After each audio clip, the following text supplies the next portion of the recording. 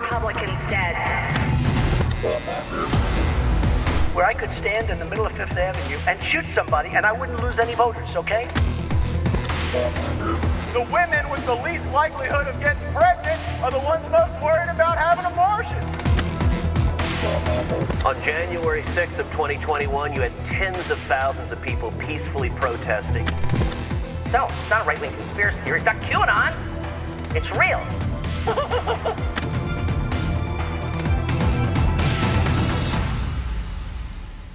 Hey, folks, and welcome back to the Enemies List podcast.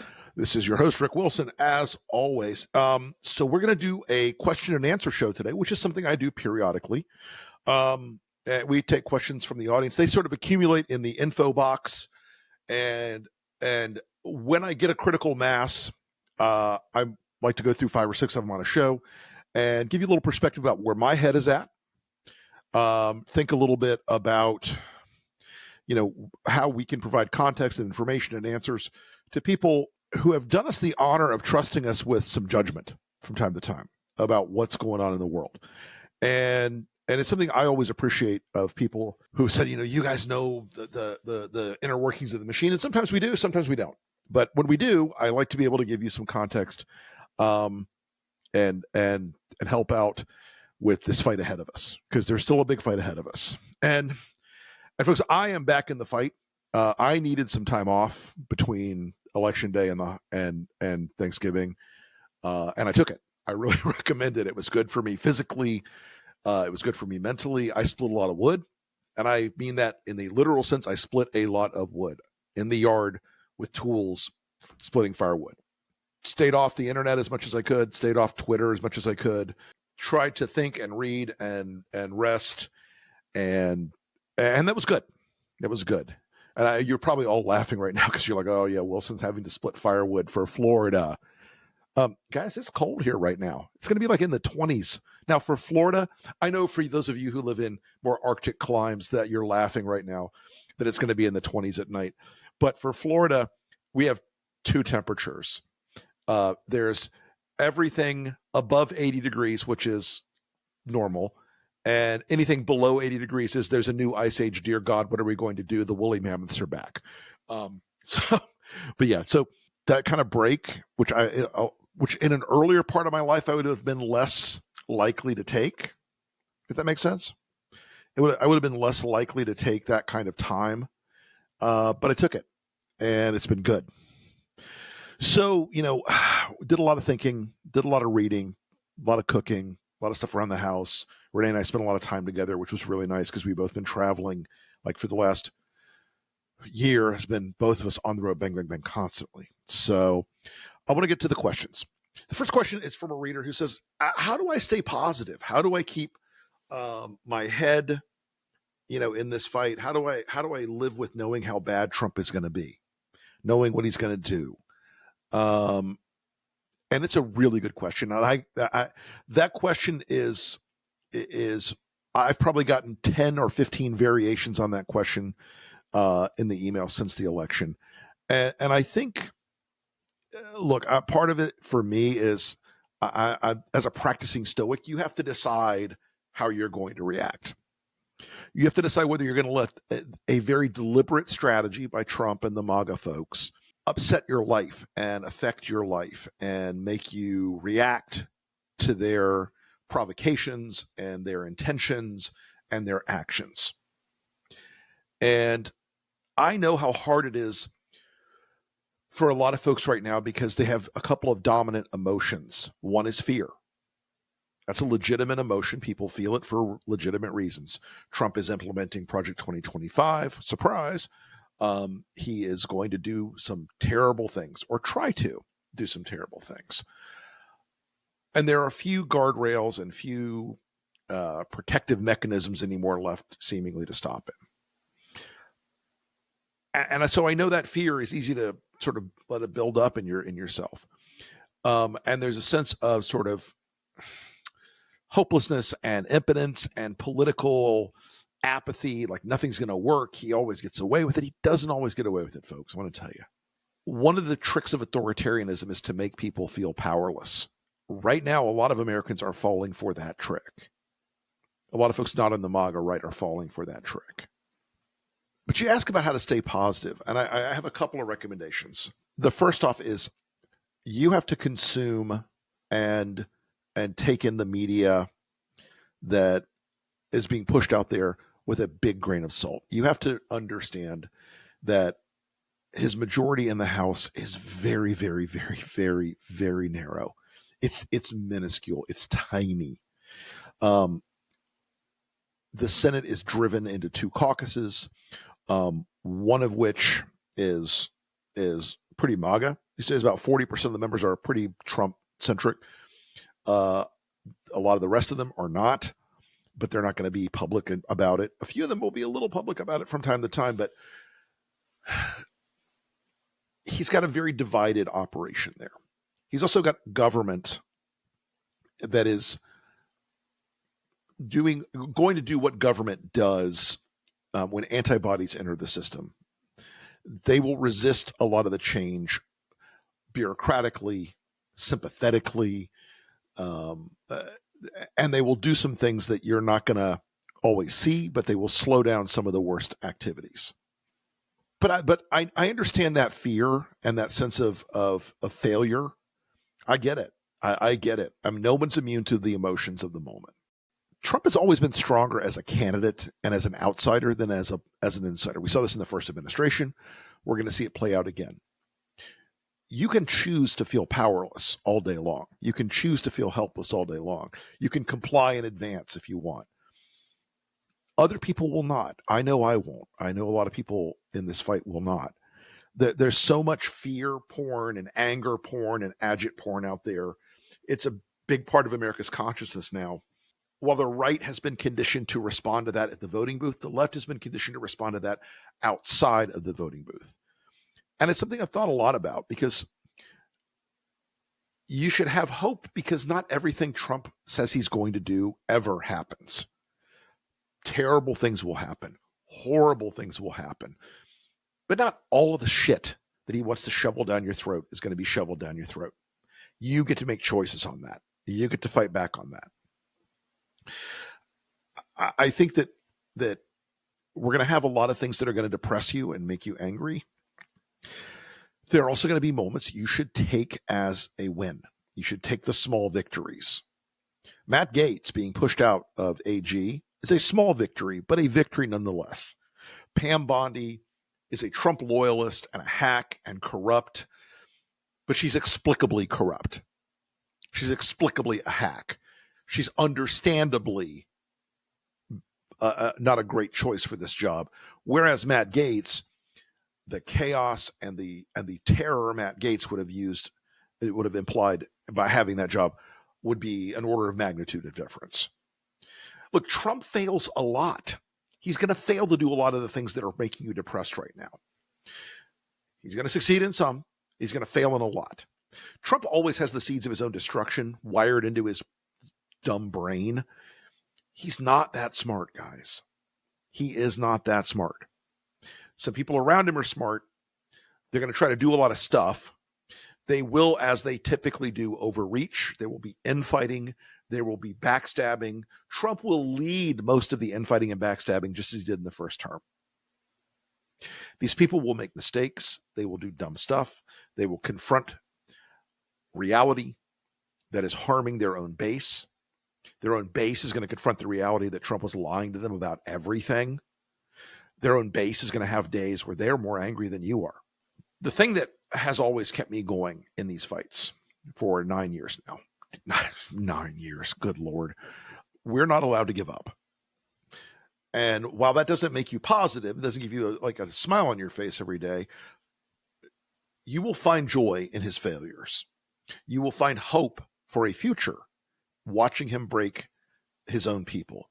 You will find opportunities to score political and social points against Trump, which is where this battle is fought. Social and political and cultural axes are where the battle for the future is going to be waged. You will find legislative moments where you defeat Trump. Don't look at the future as only this blank wall of misery and terror. There are things out there where his failures that he will cause and that the worthlessness and terribleness of his policies and actions will cause, that are going to give you some hope. Just remember, he's not invulnerable politically. He's not invulnerable even legally. Now, on the Supreme Court get out of jail free card, sure. But there are still a lot of courts, even conservative courts in this country, who are going to look at the things they want to do that are extra constitutional, extra judicial, and say, no, bro, that's a bridge too far. And then he'll have to fight his way up to the Supreme Court to handle those things. The trick of understanding that internal failure mode for Trump, it goes way back to 2017 for me. I remember he won. I was down. I was so depressed. I was like, oh my God, what have I done? This guy's terrible. I didn't do enough to beat him. What could I have done differently? Which I'm asking now, obviously. But people were saying to me, oh, he's invulnerable. He's got a majority. He's got a mandate. He's going to do great. He's going to control everything. And remember, he had the House and the Senate. He's going to have these great people around him, smart people around him. They're going to help him out. He's going to do great. And he had some people around him that make the people that he's picking now look like a group of Nobel Prize winning rocket scientists. He doesn't have good people around him now. He doesn't have people with probity and wisdom and judicial thinking around him now.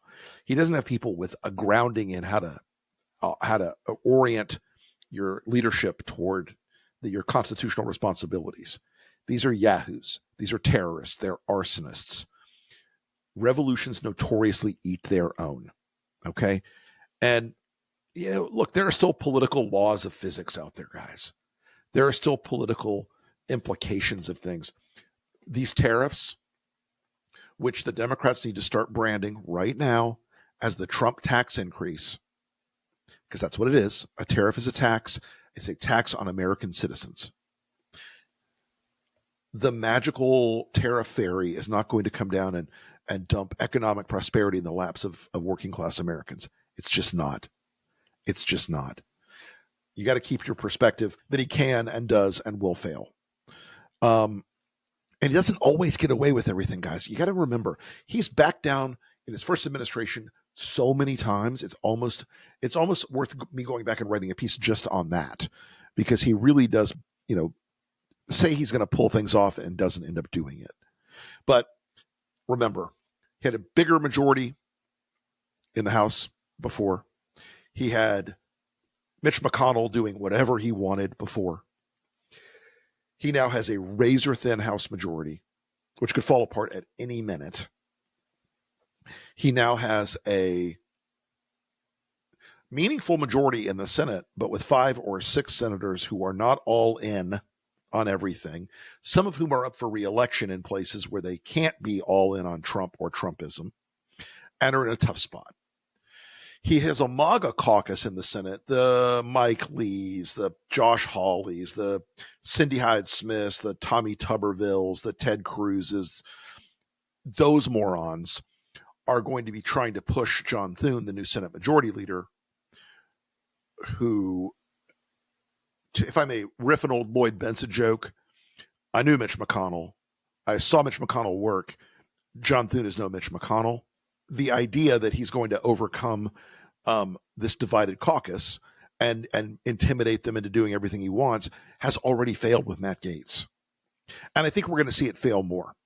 So by the time we get in the middle of this year, a lot of you will have reoriented and understand that the fight ahead for 26 and 28 is one that's going to, again, pay happy warriors dividends. And letting him get you down and keep you down, which is, by the way, a program they are running to make you feel that way across social media. It's something you can choose to avoid it. You can choose to change it. But by the middle of this year, you're going to see that Trump has lost a lot of the oomph that he had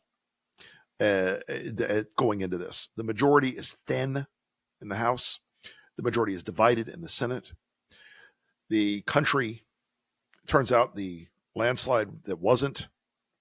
It turns out that he didn't get a lot of the traction he thought he got in the popular vote. And that matters to him, matters to you, should matter to you. And And I want you to take hope again from thinking about one key thing. Well, three key things, actually. Let's go back in the Wayback Machine for a second. 1994. Bill Clinton is elected 2 years before. He's a popular first-term president. Pretty popular, not wildly, but pretty. Has a massive majority in the House. Massive majority. A majority that's been held for decades. And does some unpopular things politically. We can argue about those later. But on Election Day in 1994, 54 seats went to the Republicans. Why did they do that? There was a perception of corruption in the House. Now, in our gerrymandered era, it's harder to get to that big of a number, but it's still doable. You should take hope that there's a path there that will start to emerge in the middle of this year, of this coming year. You're going to see it. You're going to be surprised because one day you're going to wake up and go, we can beat this son of a bitch. Huh. We didn't beat him in the general, but man, we can make the rest of his term a living hell. And that's one of the goals that should keep you optimistic. So the second question, and I've had two people ask me this, but I thought it was an important one. And it was like, why did Trump have this? Why does he have this from both from men, by the way?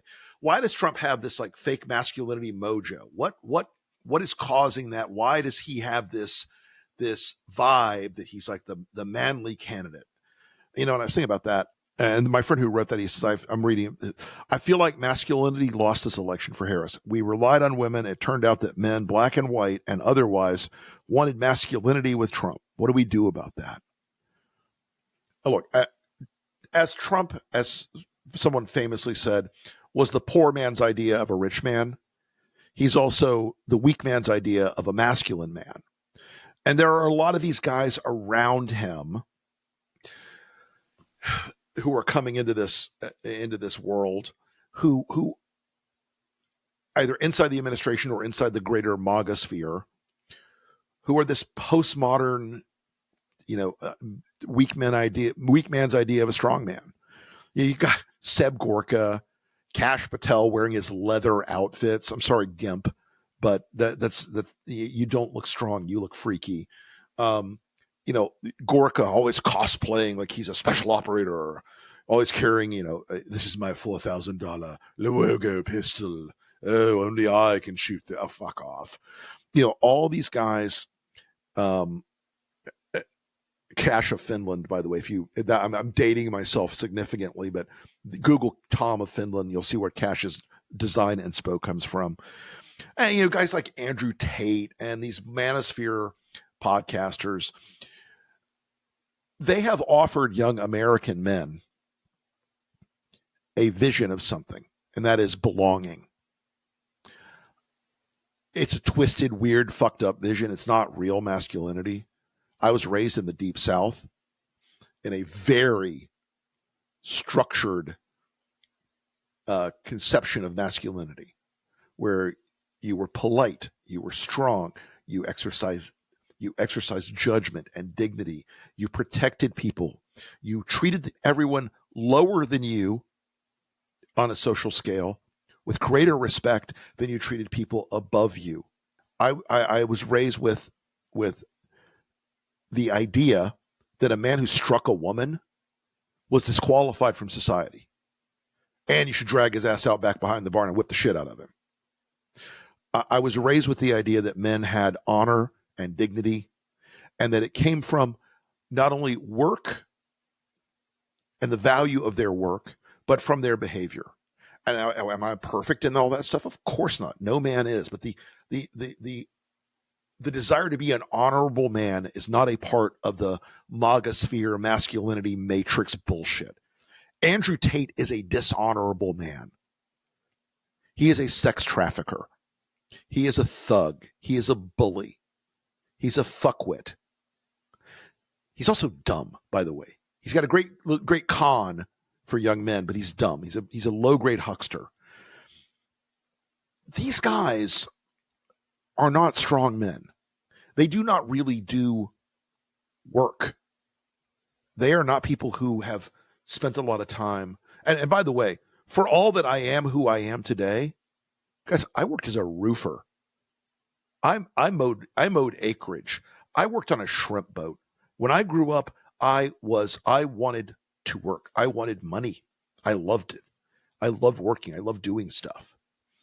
But a lot of these guys are from this like social media tough guy masculinity thing. And again, fucking cosplayers like Seb Gorka, who puts an Art of War license plate on his 4-cylinder Mustang,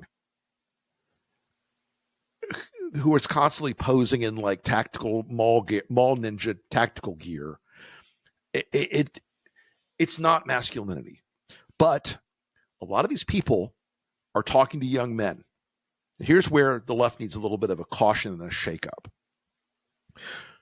For a long time, young men are told when they get to school, girls are smarter than you, girls are better than you, you have ADD, you're autistic, boys are all violent, you're all rapists to be, blah, blah, blah, all this stuff.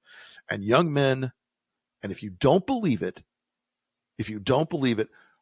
just go and do some reading and listen to Scott Galloway and some other folks who have been ringing the bell about the danger of these lost boys who are raised on social media, who are told that their behavior is wrong from the time they are in grade school, and who are told that they are a lesser being than the girls in the class with them. Now, some people are going to say, oh, well, men have always had it so easy. Okay. Ceding the point. But the reality is we have primed the pump for these young men to be taken in by this bullshit. We have primed the pump for kids who spend time on Discord and Telegram and 4chan and 8chan and whatever the fuck else to say, I can't make jokes. I can't be myself. I can't be transgressive. And young men are naturally transgressive. That it primed a lot of them. And they look at Trump as like he's the asshole who gets away with it.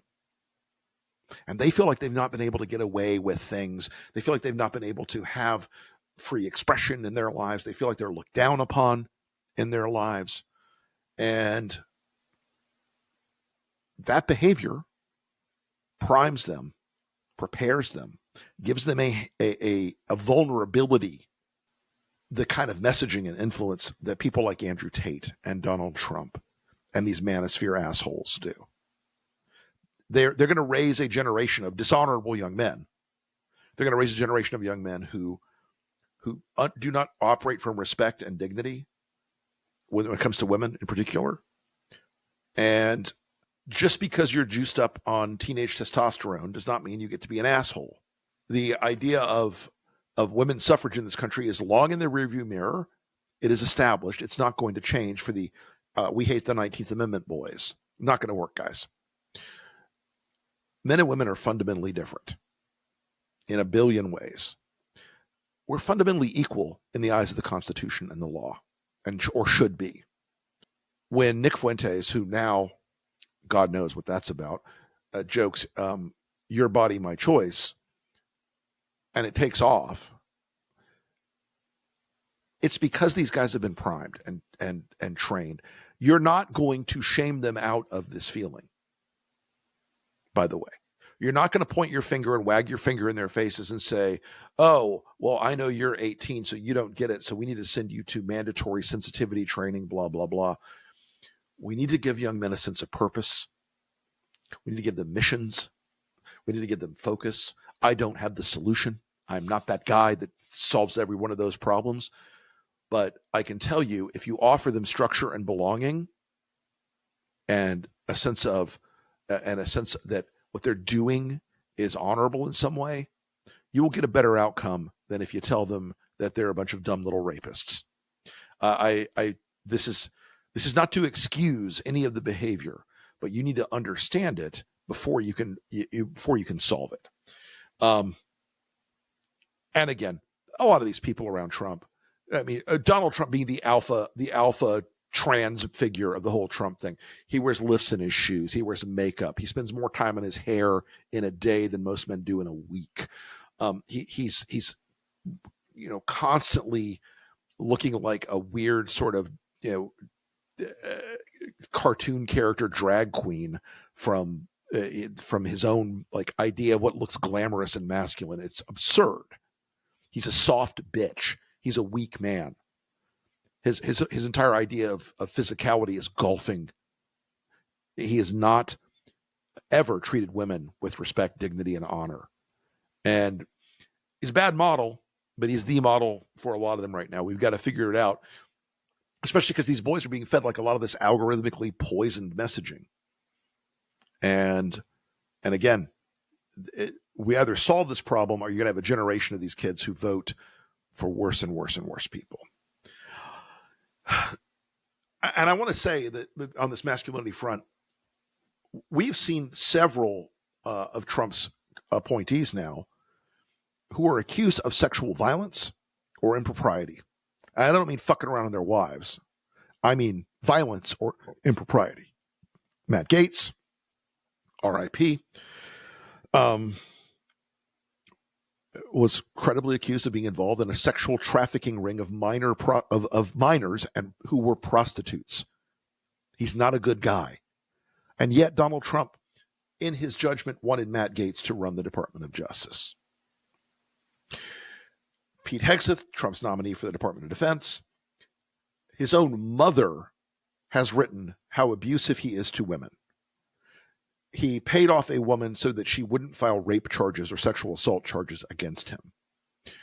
He is a bad guy. He is also in the grip of alcohol and in the grip of whatever other abusive nature is wired into his brain. He has no qualifications to be Secretary of Defense and should not be. I think he's probably next on the hit list of folks that aren't going to make it. But again, if you look at Pete Hegseth as your avatar of masculinity in this era, he's a dick, he swaggers, he's got, the ripped muscle tee, American flag shirts, all the crap, all the cosplay iconography of manhood. This is a guy who is very much reflective of who Trump is. Trump can't see that the sexual assault and impropriety and grotesque, like RFK, another appointee of Trump, who is a admitted longtime sex addict, long-term heroin addict, a guy who has cheated on his wives repeatedly. Trump can't see the flaw of that version of being a man. But that version of being a man tells you not just about who you are in your relationships and your life and your family, it tells us who you are as a leader. And if you want to put these people in charge of consequential agencies, that is a reflection not only on Trump making that choice, but of the men who make up today's MAGA Republican Party. So, look, I think that one is that's a good question, and it's one I've thought a lot about lately. And I don't have all the answers on this. I don't have a fix for how to reshape that equation. I'm 60 years old. I've been around people, men I admire, who are role models, who even now I can aspire to be better. And I do every damn day. I aspire to be better. And I guess it's what Tim Snyder calls sadopopulism in a lot of ways. Trump wants these people out there because he's a low person. He wants to corrupt the definition of leadership and of honor and of masculinity as well with people who are so fundamentally flawed and broken and bad that we lose the actual definition of it. And it's a tough one. Okay, next question. And I want to punch up the predicate a little bit on this because it's a good question, but it was sort of long-winded and just a little discursive. No hate, but basically it was, if Elon Musk and Peter Thiel and Mark Zuckerberg and all these Silicon Valley bros control the technology that we use to communicate these days, how can we ever fight against Trump? They seem like they're all in the bag for Trump. They are, first off. Spoiler alert, they're all in the bag for Trump. A lot of the people in Silicon Valley who you don't think of as in the bag for Trump are also kind of in the bag for Trump. They're trying to protect their companies and their stock prices, but they've figured out that if they suck up to Trump, they're going to be okay. But first off, I want to hit your predicate a little bit. I don't think they control all the technology. I mean, thank God, right? That would be very dangerous. They control a lot, and they are dangerous, but they don't control all of it. And again, this comes down to choices that you get to make. So I've been on Twitter since 2009. 1.6 million and change, right? Followers. Tweeted probably, God knows, 400,000 times. Who knows, right? Twitter is not the same platform it was before Elon bought it. And I don't mean that in the way that, oh, they censored right-wing speech. Because, guys, for half of my time on Twitter, I was as right-wing as they came. I was as much of a dick as you could be. I never got suspended. I never got in trouble, blah, blah, blah. It's not that Twitter is now friendly to the right. It's that Twitter is now overtly a tool of indoctrination, propaganda, and communication being used by this broad authoritarian movement. And Elon Musk is the $44 billion he spent on the platform. He will recoup that investment 10 times over from Trump and the Trump administration. But you can choose to be on Twitter. As much as it is a part of my communications, part of my daily life, after the election, I took it off my phone.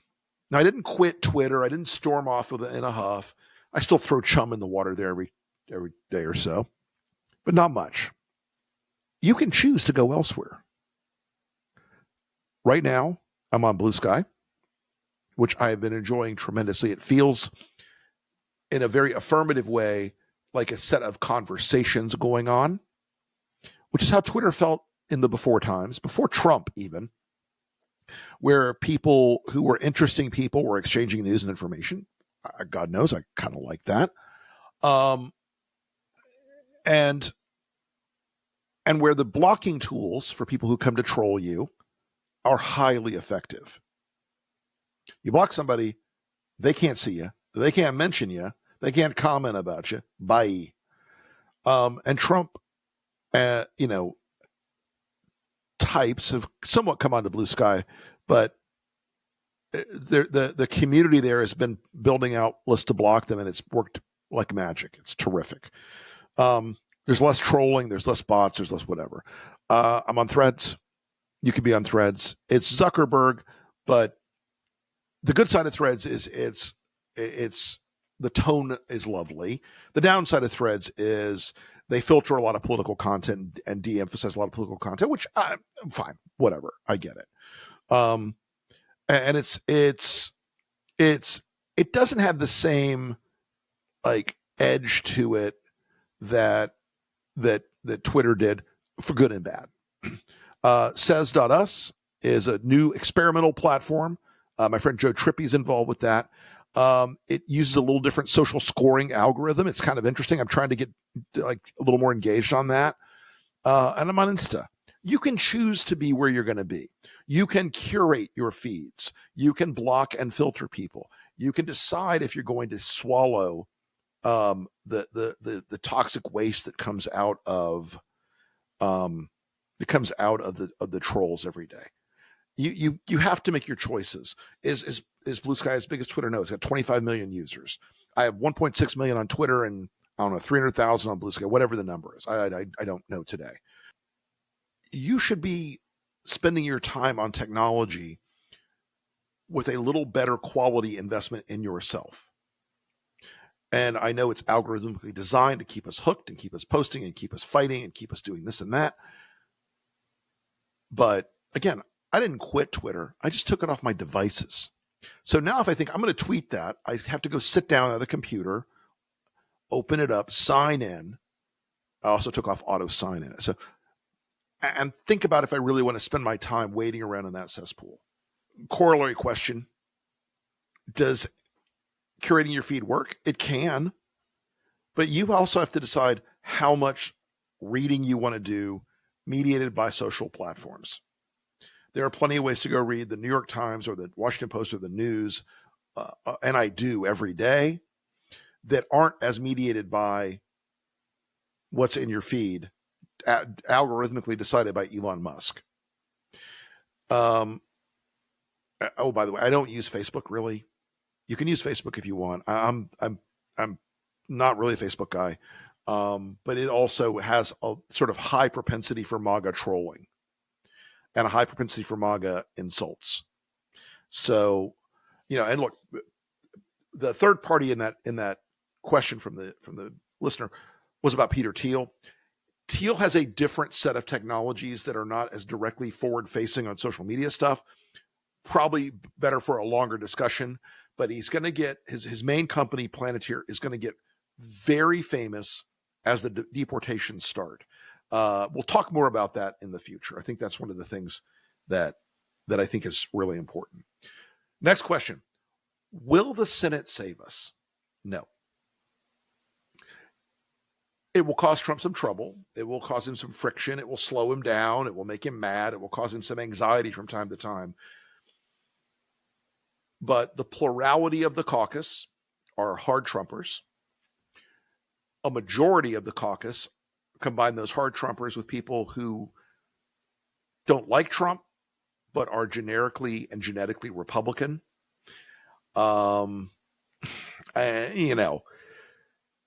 I think those folks have a possibility of being influential, but most of them will bow. And there's a very tiny fraction, 4 or 5 votes, 5, 6 votes maybe, who really aren't with Trump. They're going to fight him on some of these nominations. But they're going to get rolled over at the end of the day. Okay? They're going to get rolled over, most of them. A lot of those people in that pro-Trump cadre, they are no different than Marjorie Taylor Greene. They're no different than Lauren Boebert or the late and unlimited Matt Gaetz. They are trolls. Ted Cruz is basically a podcaster who has a Senate seat and trolls about it all the time. And they're folks that are part of this Trump juche, which if you haven't studied North Korea, that's sort of the concept that drives North Korea. Absolute loyalty to the leader. One thing you shouldn't confuse is that there are any conservatives left in the Senate. These are radicals now. They are statist, authoritarian, hyper-populist, populist.